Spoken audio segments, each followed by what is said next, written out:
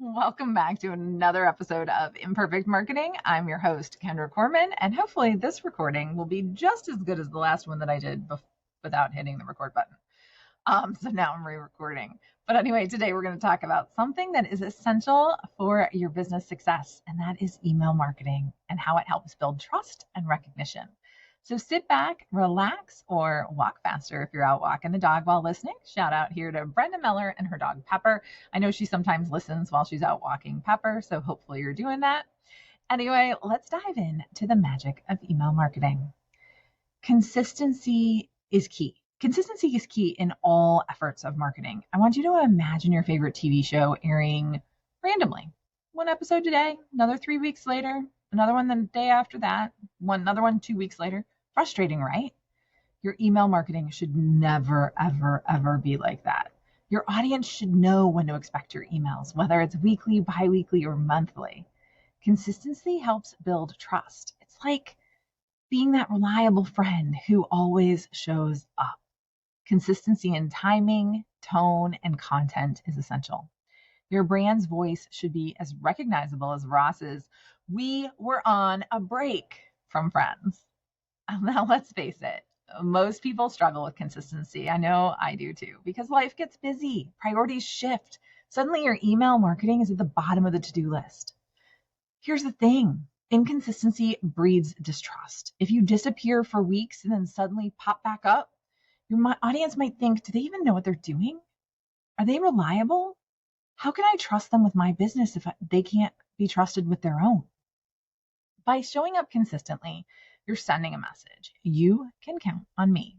And in a world where trust is hard to come by and consistency is almost entirely missing from everything, that's important. It's priceless. I want you to remember that consistency is not about bombarding your audience. It's about being reliably present. Okay? Now let's talk a little bit about content. Your emails should be a mix of valuable information and engaging stories. I talked a little bit about the mix of promotional content versus value-added content. Again, you can work that in. That's in last week's episode 219. But I want you to think about your email as a balanced meal, a bit of everything that's all good for you. I want you to share industry insights, tips, personal stories, spice it up with some fun facts, lighthearted humor, and of course, sales messages. You want your audience looking forward to your emails, not dreading them like a trip to the DMV or Secretary of State, as they call it here in Michigan. What would you include in your emails to make sure they resonated with your audience? Let me talk to you about a couple of different things you could do it. First off, tell a story. People connect with stories. Share your journey, your challenges, your successes. Let them see the human side of you and your brand. For instance, if you had a major breakthrough, faced a significant challenge, share it. It makes you relatable and it builds a deeper connection. I got so many responses when I posted the story about the fact that I sent people to the wrong link for my boot camp back in January earlier this year, and had 140 some odd people that didn't get the communications for the boot camp because I didn't have the right thing set up. Now think about customer or client spotlights. Highlight your clients. Share their stories, how your product or service has helped them. This not only provides social proof, but makes your customers feel valued and appreciated. Once you imagine featuring a client who went from zero to hero using your strategies, your insight, your coaching, your consulting, that's powerful and engaging. Now let's talk about behind the scenes. I want you to give your audience a sneak peek into your business, whether it's a day in the life, a tour of your workspace, or the mess that is behind it like I have here, or look into your creative process. People love insider access. It makes them feel like they're part of an exclusive club. And it's okay to show them a little bit of the dirty mess that's here. I mean, I have tons of things on my desk, and I'm always trying to clean it up. And I'm like, why? This is part of who I am. Okay. Think about an interactive content, okay? Include polls, quizzes, surveys. It's not only makes your emails more engaging, but provides valuable insights into your audience's preferences and needs. It's like asking your audience to be part of the conversation rather than just listening to a monologue. And while this is a monologue and a bit of one, you're always welcome to drop me an email at support@kendracorman.com and provide your insights and interests into what you would like to have me cover. Then there's resource sharing. Share valuable resources, ebooks, checklists, guides. Make sure these resources are genuinely useful and relevant to your audience. That's important. Relevant. It's all got to be relevant. It positions you as a helpful authority in your field. Now, let's switch gears and talk a little bit briefly about brand recognition. Your emails need to have a consistent look and feel. This means using the same colors, fonts, logos in every email. Think of it as your favorite superhero costume. Instantly recognizable and always consistent. That always makes me think of my neighbor kid when he used to dress up and wear his Spider-Man costume all the time, basically every day of the week, not just Halloween. But when your audience sees your email, they should know it's from you before they even read a single word that you wrote. Another aspect of this branding consistency is your from name and email address. Always use the same from name and email address. If your audience receives an email from a different name or address, they might not recognize it. They could even think it's spam. So I want you to keep it consistent, just like your morning coffee routine or soda routine or exercise routine, whatever that happens to be. This was a big issue back earlier in 2024 and still is a little bit because all of the email providers started requiring authenticated domains. I still have an email newsletter that I get from somebody that I follow, and I'm actually paid to be a member of their organization. And I still have to remind them that they need to authenticate their domain because when the switch happened, they didn't authenticate. It was going to my junk folder because while I had whitelisted their other email address to keep it out of junk, this one I hadn't. Because this one came through from their Constant Contact and was using Constant Contact's authenticated domain and not theirs. Imagine all of the event registrations that they lost, the clicks, the engagement that they lost.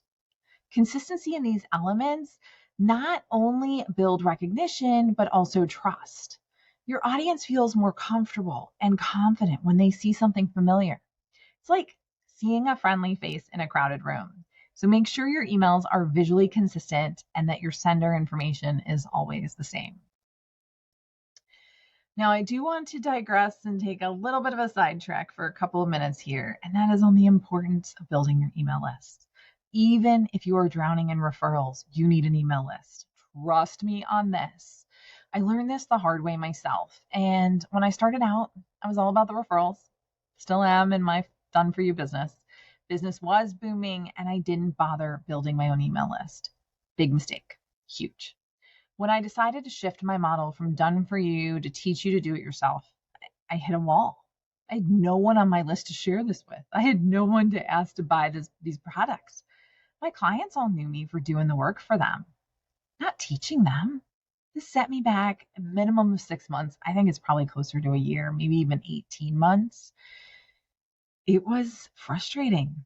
If I'd only built that list from the beginning, I could have smoothly transitioned into my new model quicker, more effectively, and more efficiently. So learn from my mistake. Start building your email list today. It's not just a safety net. It's a direct line to your audience, allowing you to pivot and grow your business as needed. Don't have a business yet? Is it just a dream for now? That's okay. Start building your email list. Have a business, but you're packed with referrals and don't see that changing? Build your email list. You don't have to do anything crazy. You don't have to go spend money on Facebook ads or anything, but you should be building your list and sharing a message. Getting ready to start your business, but don't have the LLC started or a website? Build your email list. No matter where you are at in the process, what you're doing in life, there's almost no situation where I wouldn't recommend you build your list and nurture your relationship with individuals that could potentially be future clients. So funny story, guy came into my office a couple years ago and he said, I want to start making passive income using this thing that there's called affiliate marketing. I said, all right. What do you want to do? How are you defining this? Like, what are you seeing yourself doing? Well, he was UAW and retiring soon. He wanted to increase his income in retirement through affiliate marketing. So I said, well, what does that look like for you? Again, what are you looking to do? what type of products are you trying to sell and or represent, and who's your audience? He's like, well, I'm just going to have a website and people are going to pay me. They can have a link on my website because that's what they do. And I really commend him for thinking about things and trying to grow his retirement with his passive income. But he didn't want to build an audience. He didn't want to nurture an audience. And he was willing to link to anything that they wanted. He wasn't even going to promote the website. He just wanted to build a website with a bunch of links. I'm sure that this probably worked a long time ago, right? But as I explained to him, I wasn't aware of that working like it anymore. I explained affiliate marketing to him in the way that I know it, in the way that I do it. But I told him, hey, people are going to pay you a commission off the sales or click-throughs that you get for them with your unique link. I explained it's best if you have an audience, use the products or services you're recommending, potentially review them, do something to create content that will help promote these, and do it in a way that's authentic. So he wasn't super techy, so provide, maybe some tech tools weren't necessarily number one on his list. He explained to me that that's not what he wanted to do, just needed a website that he could say he had and start selling links. I thanked him for thinking of me, but I couldn't help him. But just imagine if he had an audience and built a list while he was working and sent them a monthly email that appealed to them. Maybe it shared some value or did a review of a product that he uses and could eventually sell. I think he could have set up a business to be ridiculously successful. To sum it up, email marketing is essential for building trust and brand recognition. You have to be consistent, create engaging content, and always be growing your email list. If you enjoyed today's episode, don't forget to rate and subscribe and share it with someone who you feel might benefit from it. Thank you so much for tuning in to Imperfect Marketing. Remember, the key to success is not about being perfect, but being authentic and consistent.